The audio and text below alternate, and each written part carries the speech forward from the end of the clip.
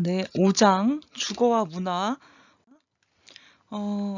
주거와 문화, 한국, 중국, 일본의 어떤 전통 문화를 배워보도록 하겠는데요. 한국은, 우리나라는 그 신석기, 청동기, 고구려 시대를 지나서 우리나라 주거사 흐름을 얘기할 수가 있는데, 신석기 시대부터 보도록 하겠습니다. 신석기 시대는 움집이 있었고요. 이 집을 짓고 살았는데, 작은 언덕 경사면에 작은 취락을 형성하고 살기 시작했죠. 그래서 원형에 가까운 방형이고, 내부 시설을 보면 저장 공간, 출입구, 바닥은 얇게 진흙으로 깔고 이제 살기 시작했던 거죠. 신석기 시대에. 청동기 시대는 취락 규모가 커지고요. 화덕을 사용하기 시작했어요. 그래서 화덕이 안쪽으로 되어 있는 게 있고, 2개가 있는 게 있고, 또 공간 분화가 시작이 됐어요. 그래서 저장 공간이나 칸막이를 사용하기 시작을 했죠. 고구려 시대로 한번 보도록 하겠습니다. 고구려는 벽화를 통해서 지붕과 맞배 지붕과 우진각 지붕의 건물들이 산림채, 부엌, 축사 등 따로 귀족주택의 기능 분화를 했다. 귀족주택의 기능 분화. 삼국지 위지 동이전을 통해 가지고 창고, 서옥, 초가지붕, 장갱, 하층면의 원시 온돌 시설이라고 말할 수 있죠. 그래서 여기 한국 주거사 흐름 중에 이제 신석기, 청동기, 고구려를 얘기했고, 신라 시대를 한번 보도록 하겠습니다. 신라의 이제 삼국유사가 유명하죠. 김부식의 삼국유사, 삼국사기도 또 만들어지게 되는데, 이 문헌 자료에 의해서 가사 규제, 신분에 따른 주거 규모 및 양식, 건축 재료를 제한했다. 기와집 스스로 밥을 짓고 얼음을 사용했다. 신라 시대부터. 금입택, 옥사에 금들이를 한 화려한 주택으로 가용토기, 판방이란 게 마루방, 전통주택, 마루 구조가 신라에서 시작이 됐다는 것을 짐작할 수가 있죠. 고려시대로 가볼게요. 서궁의 고려도경. 이 책이 고려시대를 대표할 수 있는 책이라기보다는 고려의 어떤 건축과 역사와 왕계, 또 고려의 도읍 개성의 시가지의 모습을 그리고 있고요. 이 책에서 도시에 관한 공부를 하는 학생들이라면 이 책을 한번 읽어봐도 굉장히 도움이 되거나 재밌을 거라고 생각을 합니다. 그래서 이 왕송내의 문궐과 궁전, 또 궁전에서 이제 입던 관복과 의례를 소개하는 책이 고려 도경이 되겠습니다. 그리고 이인너의 동문선, 또 고려사 자료에 의하면 왕과 귀족들의 가옥사치, 집에다가 돈을 투자하고 화려하게 했다는 얘기죠. 또 행과 온돌과 마루가 하나의 건물에 존재하는 전통 주거의 특징을 보이고 있고요. 가묘, 정몽주 사당 형태의 이제 토대가 됐다 이거죠. 그래서 예전에는 그 사당이라는 게 지어졌는데, 조상을 숭배, 조상에 대한 예의를 하루에 한 번씩 사당에 가서 표를 했는데, 여기 서궁의 고려도경, 이인노의 동문선, 이 고려사 자료들이 이곳에 담겨 있는데, 왕과 귀족들의 가옥사치, 그 다음 건물에 존재하는 전통 주거를 형성하는 모습을 담고 있었다고 했죠. 그래서 고려시대는 이런 모습들을 주거 역사를 볼 수가 있겠죠. 조선시대를 한번 보도록 하겠습니다. 유교 사상이 많았던 데가 이제 조선시대고, 어쩌면 이런 유교 사상 때문에 발전이 후퇴했을 수도 있고요. 남녀 평등이 아닌 남녀 불평등의 모습으로 갔던 시대가 조선시대가 아닌가 싶기도 합니다. 그래서 여기에는 이제 가묘나 유교의 삼강오륜을 중시 여겼죠. 유교라는 게. 그래서 조선 중기 이후에 사회적 기풍으로 정착을 하게 됐죠. 남녀, 차등, 내외사상 등이 주택 평면에도 영향을 미치고 기본 개념이 되기도 합니다. 부부를 별침, 부부가 따로 침실을 쓰는 거죠. 중상류 주택은 사랑채, 침방, 서민은 옷방이나 사랑방에서 취침을 하게 되죠. 사랑채는 마당 한가운데 있는 방이고요. 중문을 거쳐서 안채에 이르는 그 분산 배치를 취하고 있는 담장의 형태를 취하고 있고, 침방은 침실이나 잠을 자는 방, 뭐 세 가지 뜻이 있어요. 신라시대는 관사라고 얘기를 했지만 지금은 조선시대잖아요. 그래서 침실로 볼 수가 있겠죠. 그냥 여기 서민의 옷방이나 침실. 또 한 가지 뜻은 궁중의 의복을 바느질하는 기관인데, 여기 조선시대의 침실로 표현되죠. 베드룸. 예, 그래서 사랑채와 침방, 침실을 우리가 지금 조선시대 내용으로 배우고 있습니다. 우리나라는 배산임수, 온돌과 마루라는 바닥 구조를 형성하고 있었어요. 온돌과 마루. 이게 이제 우리나라가 삼면이 바다하고 또 중국과 연결된 그 대륙적인 기질이 특성이 있기 때문에 여기 대륙적 해양적인 기후 특성을 반영을 한 거죠. 그 세계에서 유일한 주택 구조다. 어떤 게? 온돌과 마루가. 그래서 과학적이기도 하고 조금 자식이다 보니까 남성보다는 여성들이 불편한 점이 많죠. 예, 그런 또 불편한 내용들도 있죠. 예, 두 번째는 전통주택의 공간 배치를 한번 보도록 하겠습니다. 상류주택은 상의 공간이 상하로 구분이 된다. 상하로 구분이 되는 게 신분제 영향 때문에 안은 여자, 밖은 남자 이렇게 구분을 했죠. 아까도 별침이라고 했죠. 부부 별침. 공간 구별, 내외 사상 있고 사당, 조상 숭배를 했기 때문에 사당이 신분에 따라 가정에 지어진 집이 있고 없는 집이 있죠. 서민주택은 공간 구분 S자로 구분하고 기후의 영향으로 지역별 차이가 뚜렷하다. 방, 대청, 부엌의 세 공간을 방, 대청, 부엌 기본 요소로 발전을 했습니다. 북쪽 지역은 춥죠. 아무래도 북쪽은 바람도 불고 춥다 보니까 방온을 위해서 방이 두 줄로 배열되는 겹집 구조고요. 남쪽은 살림채는 규모가 비교적 작고요. 방이 한 줄로 배열됐다. 왜냐하면 덥죠. 여긴 춥지가 않고. 그러면 통풍을 잘 되게끔 홑집 구조로 만들게 되죠. 세 번째는 자연 숭배 사상, 음양 오행설, 풍수지리설, 유교 사상 등이 한반도 전반적인 우리나라 주거 형태에 영향을 미치는데, 자연 숭배 사상, 자연의 이치에 거슬리지 말아야 된다. 뭐 많죠. 그리고 음양 오행설, 풍수지리설. 그래서 이 음양 오행설을 보면 우주나 인간의 모든 그 현상을 음과 양, 플러스 마이너스 이 두 가지 원리의 소장으로 설명하는 사상이 음양설.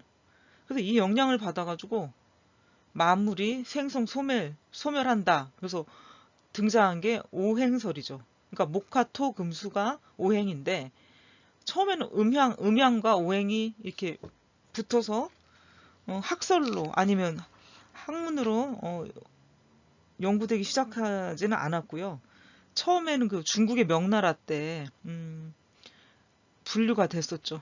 그때부터 이게 같이 성리학설을 집대성하면서 음양오행설이 나타나기 시작하죠. 기원전 4세기 아니면 3000년이 넘었다고 하죠. 3000에서 4000년 정도 됐어요. 음양오행설을 음양오행설이 나온 지가. 그래서 그 음양오행설 중국에서 온 사상이죠. 그것을 우리나라에도 받아들이고 문화나 주거 형태에도 영향을 미치게 되죠. 또 풍수지리설이 있어요. 풍수지리설. 풍수지리설이란 거는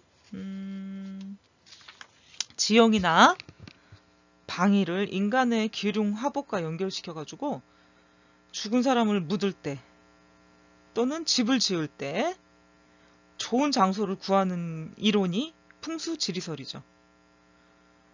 그리고 유교 사상 등이 한반도 전반에 주거 형태에 영향을 미쳤다 하는데, 우리가 그 부동산의 연구를 하다 보면 풍수지리가 얼마나 중요한지를 요즘에 한때는 좀 인식하지 못하고 중요한 생각을 못했는데, 요즘에 와서는 다시 그 풍수지리의 중요성이 부각되고 있는 때이기도 합니다.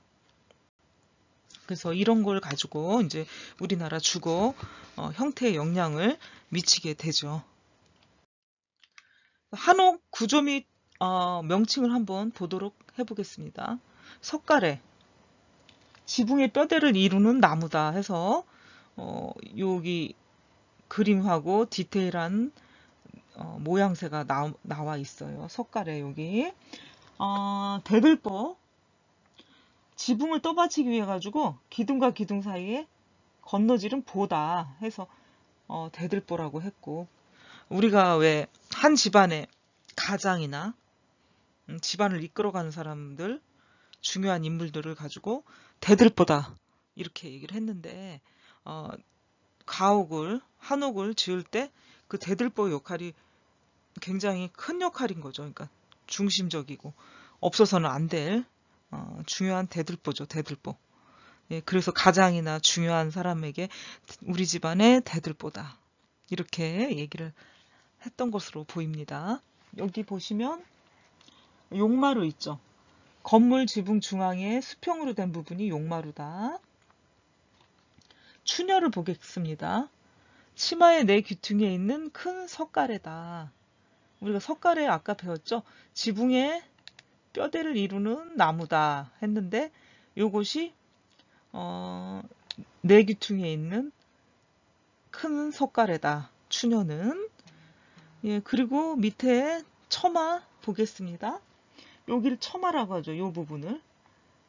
기둥 밖으로 나와 있는 지붕의 일부다. 대청마루 이렇게 우리 많이 들어봤죠? 방과 방 사이에 큰 마루 여기. 네, 그리고 주춧돌이다 이렇게 얘기해요. 건물의 기둥을 받쳐주는 돌. 주춧돌도 우리 대들보와 양 기둥처럼 되게 중요한 부분이죠. 이 주춧돌이 튼튼하지 않으면 집이 어떻게 되겠습니까? 균형을 잃고 튼튼하게 짓는 의미가 없죠. 균형과 조화가 없어져요.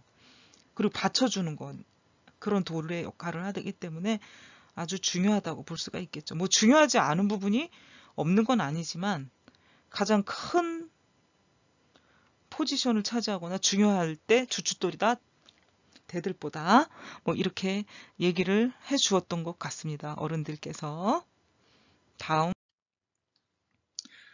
중국의 주거 문화를 보자면 우리나라는 이제 했죠. 신석기 시대, 뭐 삼국 시대, 뭐 신라 시대 다 해가지고 이제 조선 시대까지 와서 다 여러분들이 보셨고, 중국을 한번 보도록 하자면 같은 동일한 종족이라도 사회 문화적 자연 환경의 차이로 주택 공간 구성 방법이 다르고요. 구축 방법, 사용된 재료가 다르게 나타난다. 이거 굉장히 중국은 넓죠. 그리고 다문화, 다민족이죠. 다민족. 뭐 거의 40개 민족이 뭉쳐서 중국이란 나라를 이루고 살기 때문에 지역도 넓고 다민족들이 모여서 산다고 보니까 이렇게 다를 수가 있겠죠. 두 번째, 건물 구축 방법에 따라 조족조, 그다음에 목조 구조가 있어요. 그래서 조족조는 흙벽돌과 황토, 석재를 사용하고요. 목구조는 집이나 기와 바닥, 그다음에 흙바닥, 전 이런 거를 사용하는 방법이 목조 구조가 되겠습니다. 그래서 이 고유한 주거 형태를 지니고 또 한때는 한족의 독자적인 고유 주거 문화가 구축되기도 했어요. 그래서 중국 문화의 핵심을 이루었다라고 볼 수가 있죠.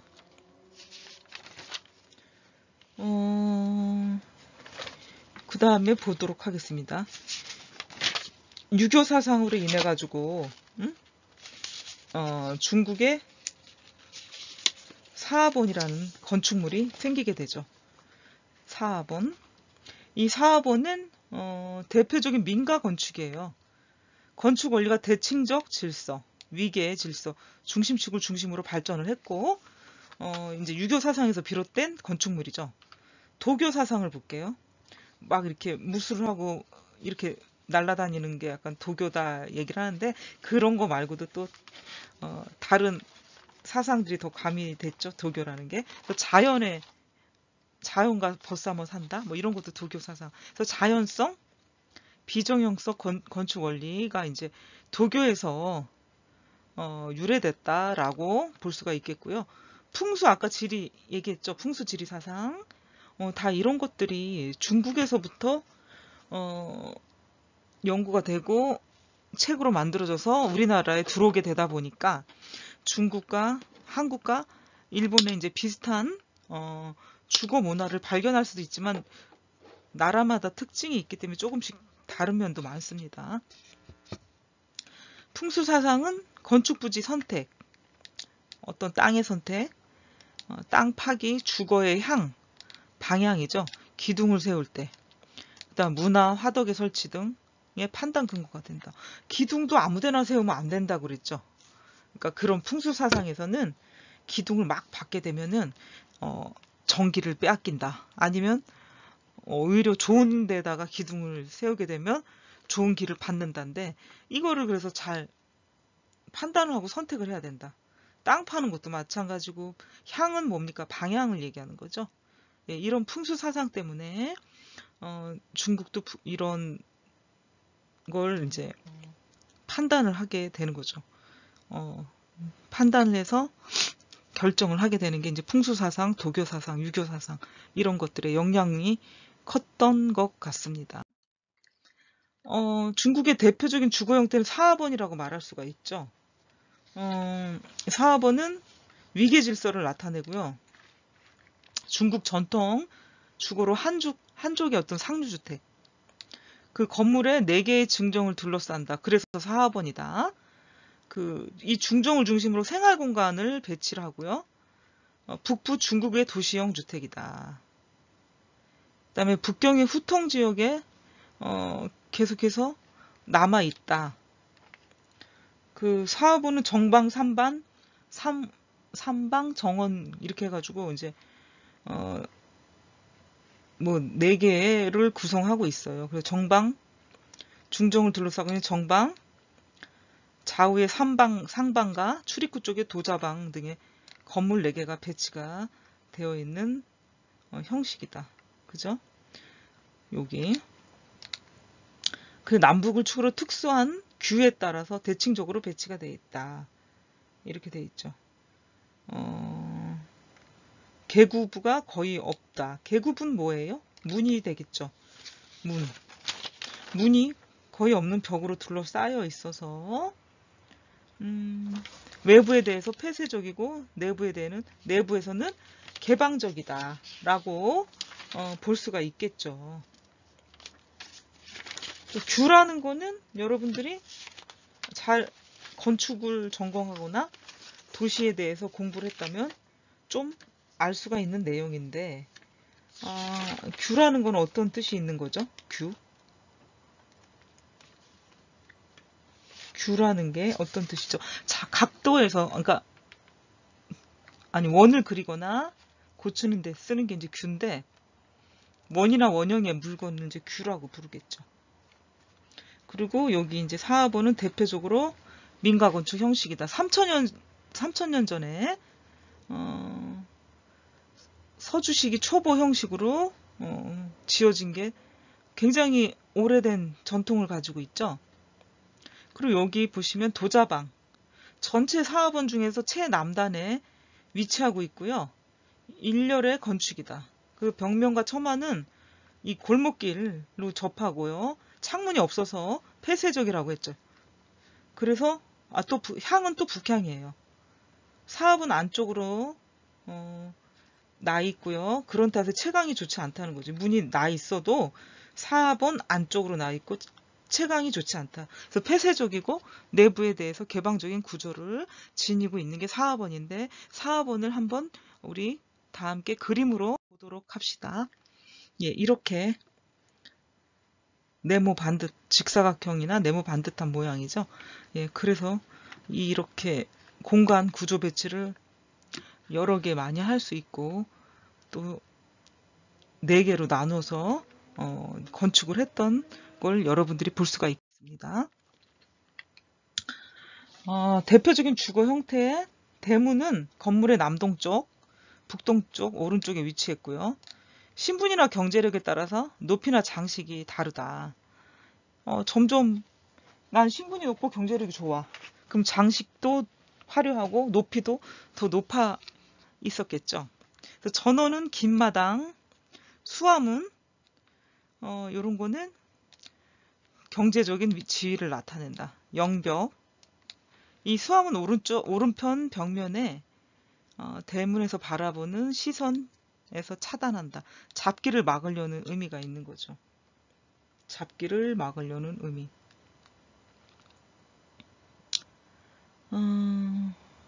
그 수화문은 북측에 이제 설치라는 게 수화문이라고 얘기하고, 남측의 대문은 도자방. 아까 앞에서 배웠던 거. 그게 도자방. 그리고 추화문은 4번의 생활구역 실내로 이어지는 게 이제 추화문이 되는데 여기 나온 거 수화문과 전원 영벽이 있죠. 예, 그 대표적 주거 형태의 모습을 볼 수가 있겠고요. 토르 한번 보겠습니다. 토르 객가족이 만들어낸 독특한 주거형 유형 공동주체 주거로 외부 방어에 유리한 주택 형태다. 중정형은 단독 주택이 밀집이 됐고 방형 토루, 원형 토루로 이제 발전을 하게 됐고요. 대가족이 전부 이제 외벽 속에 집결을 한다. 그리고 공동장소로 사용한다. 주정을. 그리고 복건성 토루는 내부는 목재 가구식, 외벽은 단단히 다진 흙, 박공지붕과 긴 처마로 외벽을 보호했다 하는 게 이제 토루인데 한번 토루의 모양을 그림으로 보도록 하겠습니다. 원형 토루죠. 그래서 이렇게 짓고 공동체 생활을 하고 회의도 하고 이랬던 것이 중국의 원형 토루가 되겠습니다. 일본을 한번 보도록 하겠습니다. 한국, 중국, 일본, 일본을 보도록 하면 기후에 따른 어떤 주택 특성이 있어요. 심설 한냉지구. 이거는 이제 홋카이도 북서부 일대, 혼슈 내륙 일대에 2m 이상의 눈에 대비했던 바닥 높이, 처마 높이를 2층 정도로 높게 한다. 그죠? 2m 정도. 2m면 200m? 아니 200m가 아니죠. 200cm라고 얘기할 수 있죠. 200cm. 다오지구가 있죠. 도카이 남부, 규슈 남부, 주코쿠, 시코구, 규슈의 일본 온난지구인데 고온 다습해요. 처마 끝을 높게 하고요. 텐마루도 넓게 하고 개방적이다. 통풍이 잘 되게 하려고요. 그다음 지역을 막론하고 가옥의 실내는 마루와 다다미. 일본의 특징이죠. 우리나라 온돌마루와 온돌과 마루가 있는 것처럼 일본의 특징은 마루와 다다미라고 할 수 있죠. 두 번째, 외래 문화, 독자적 문화로 수용을 했던 걸 이제 볼 수가 있는데, 외래 문화를 신을 무서워하면서도 부처에 대해서는 자비와 간용으로 받아들인다. 그래서 각 가정마다 이렇게 단이 있어요.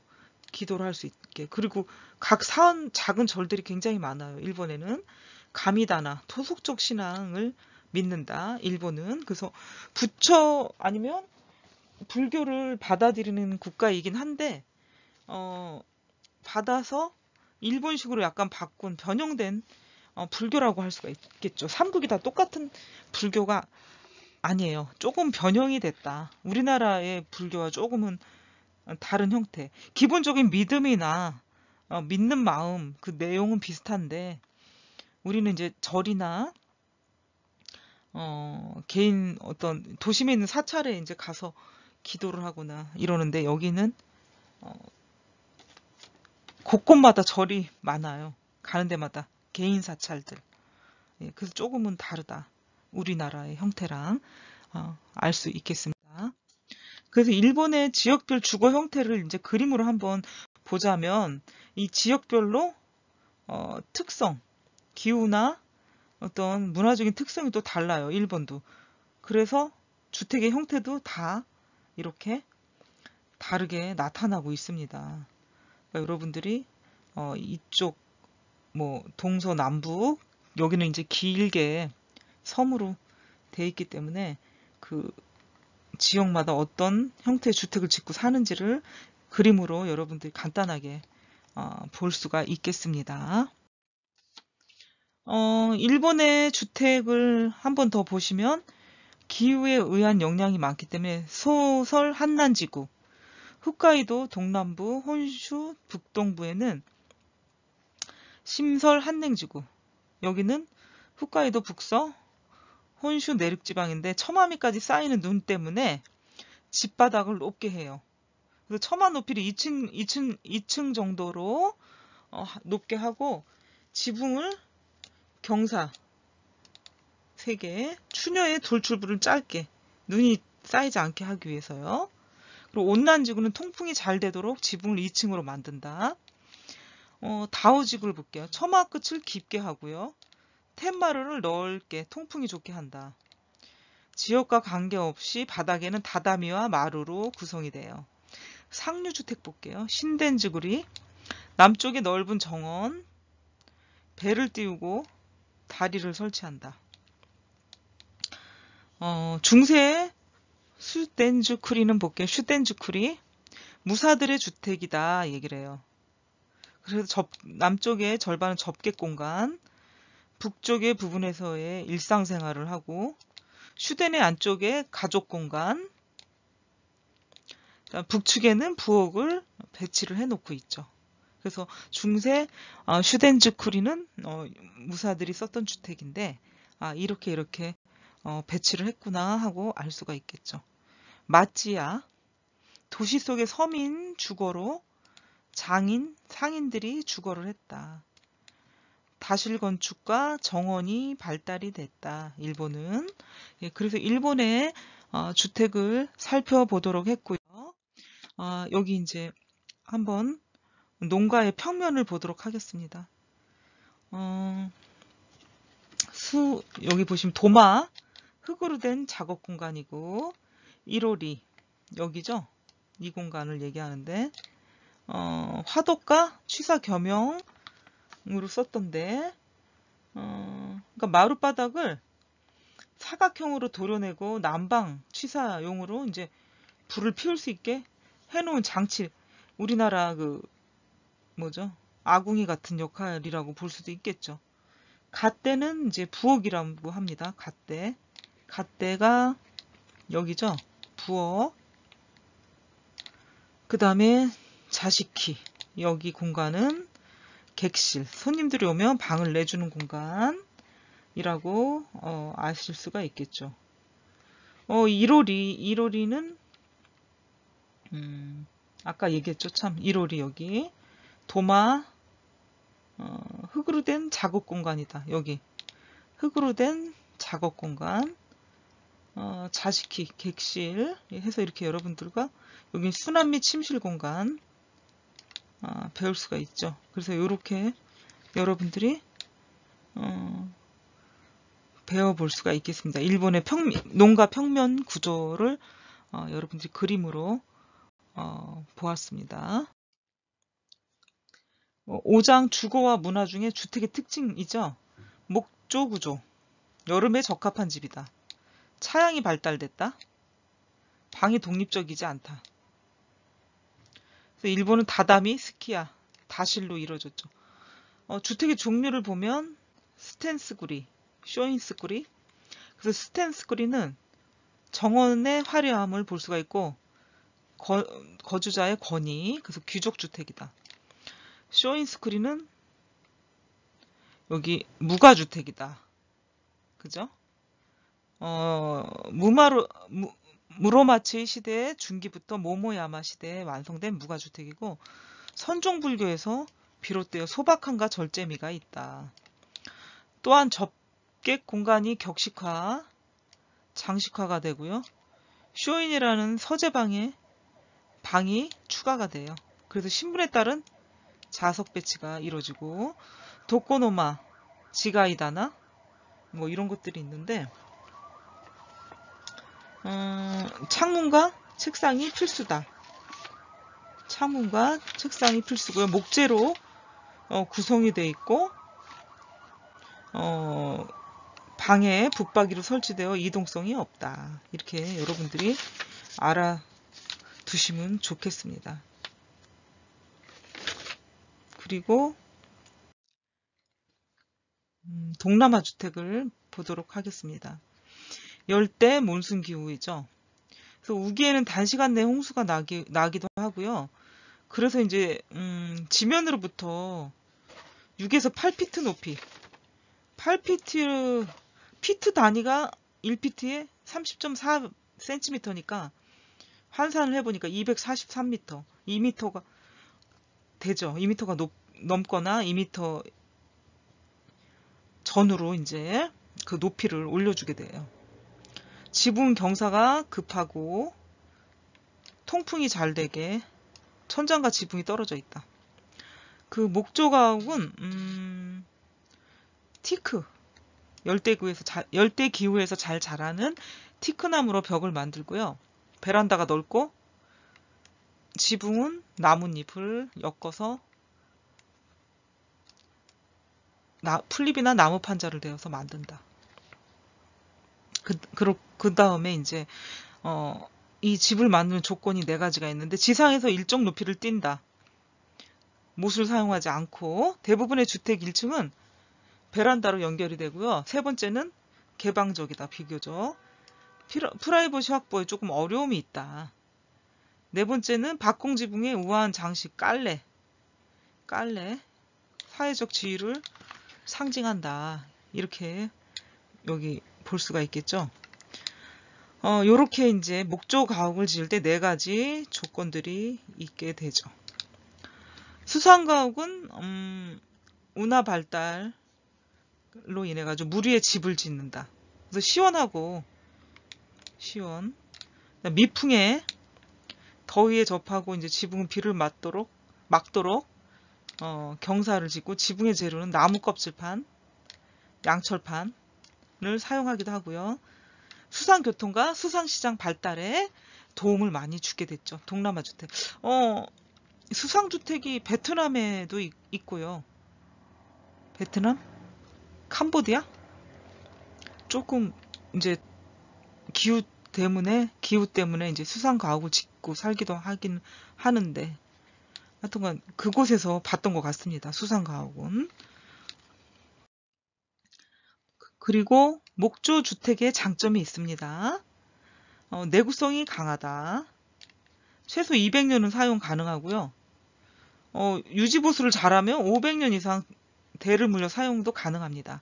실내 환기가 용이하고 습도가 높을 때는 나무가 흡수가 되기도 합니다. 그리고 낮을 때는 실내를 쾌적하고 정화 해독작용, 나쁜 냄새를 금방 없애주기도 합니다. 구조적으로 튼튼해서 짜맞춤 기법이 우물정자, 서로 맞물려 있는 형태로서 안정되어 있다. 단열호가, 여기는 이제 콘크리트보다 여름에 시원하게 돼 있죠. 겨울에는 따뜻하고 단열 효과가 있다는 거지. 그리고 인명피해가 적다. 화재 시에. 그 통나무로 만들기 때문에 유독가스를 발생시키지 않아요. 거의. 그래서 인명피해가 없고 표면이 타고요. 이 표면이 타면서 탄화막이 형성되어 속까지 타지 않고, 그리고 불에 탄 집은 재난을 당한 부분만 수리하면 다시 사용이 가능하다. 이래서 우리가 목조주택의 장점을 알아볼 수가 있겠습니다.